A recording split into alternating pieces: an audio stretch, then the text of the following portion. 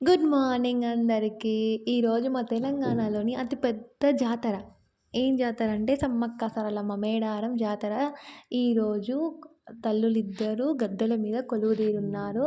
కోరిన కోరికలు తీర్చే కొంగు బంగారాల ఇద్దరు తల్లులు కూడా వనదేవతల అతిపెద్ద జాతర మా మేడారం సమ్మక్క సారలమ్మ తల్లి జాతర. వరంగల్ అండ్ ఒకప్పుడు వరంగల్ జిల్లా కింద ఉండేది. ఇప్పుడు ములుగు జిల్లా అయింది కాబట్టి, ములుగు జిల్లా కిందకి ములుగు జిల్లాగా అవుతదనమాట. మాకు చాలా పెద్ద జాతర. చాలా జిల్లాల నుంచి వస్తారు జనాలు.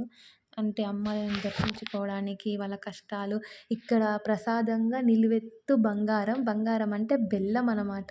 బెల్లాన్ని నిలువెత్తు బంగారాన్ని ఎవరికి ఎలా వీలైతే అంత. అంటే కొంతమంది కోరికలు తీరితే నా ఎత్తు బంగారం ఇస్తా అని అంటారు కదా! నా ఎత్తు బంగారం అంటే బెల్లం అనమాట. ఇక్కడ ప్రసాదంగా బెల్లాన్ని పెడతారు.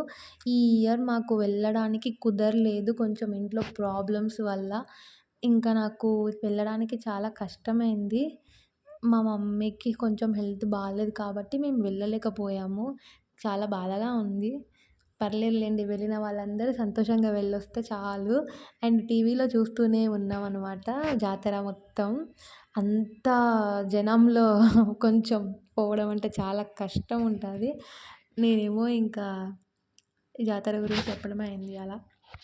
ఈరోజు నా పూజ అయిపోయింది. అన్నీ అయిపోయినాయి. ఈవినింగ్ చాయ్ పెడుతున్నా. మా అమ్మ చాయ్ పెడుతుంటే అక్కడే నిలబడు మొత్తం పొంగిపోతుందని చెప్తుంది. చాయ్ మా మమ్మీకి ఒక్కదానికే.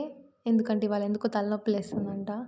ఇంకా రేపటికి చిక్కుడుగాయలు ఒలిచేద్దాం. మళ్ళా రేపు చాలా పనులున్నాయి శనివారం కాబట్టి. ఈరోజు నైట్‌కి చిక్కుడుగాయలన్నీ ఒలుస్తున్నా. మినిమమ్ 1½ అవర్ పట్టింది ఆ చిక్కుడుగాయలు ఒలవడానికి. చేతులు నొప్పులేసినాయి.